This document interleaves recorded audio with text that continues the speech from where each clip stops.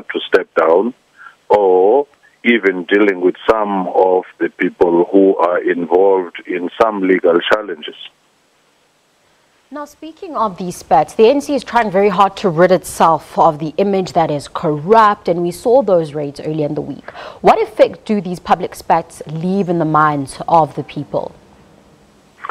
Well, I do think that if it is public spat based on principles, it may not be as damaging as a public spat that might be trying to cover up for some of those things, because some of the members, even those in the NSC, are involved extensively in the state of capture reports, at least in the preliminary evidence.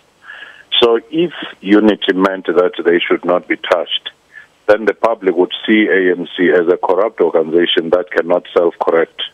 But if ANC is seen to be dealing with this particular matter, whether inside or outside, and still sticking to the principle, they do have a chance to redeem themselves well in time for elections in 2019. Now, the ANC Top 6 is meeting President Jacob Zuma tomorrow. What do you make of that meeting? I do think that it's not going to be an easy meeting, because those supporting President Jacob Zuma have signaled that he's not going anywhere. So we shouldn't hold our breath and think that he's going to just leave before the State of the Nation address. So we may be treated to the same drama in Parliament that we've seen before.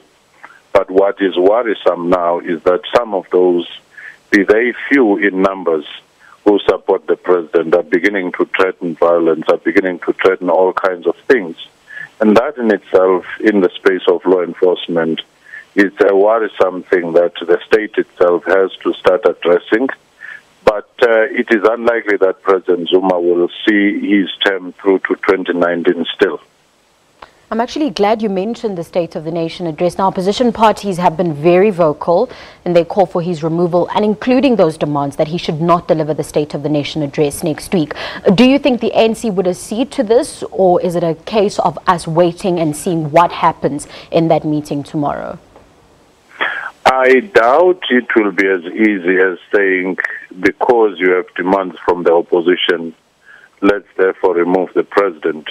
Of course, they would hope that he would voluntarily step down, but given the track record of President Zuma, is unlikely to do that. We are therefore likely to have more chaotic scenes in Parliament, and this later on might be used as one more evidence to say that the longer he stays, the more damaging this is to the ANC. And worse still, once the court cases, the commissions of inquiry start against him, it may dent the ANC if they retain him longer than that period. Now, just finally, another vote of no confidence against the president has been set for February 22nd. Why is the opposition insisting on this approach, considering it's failed many times before? They may think that now that Zuma is no longer in power and his faction has lost, and that the last election on the vote of no confidence or voting was narrowing the gap, you may just have the last time lucky approach. The same manner as you saw the DA trying to join forces with the opposition parties to solve its own problems of Patricia de Lille. They are hoping that those who are disenchanted within the ANC may now have an opportunity to use that opportunity. But at the same time, ANC may be wary of an opposition-initiated vote of no confidence, such that opposition will take credit for having arranged for Zuma to leave. Dr. Fikeni, we'll have to leave it there. Thank you very much for joining us on SABC News. That was political analyst Dr. Somadoda Fikeni.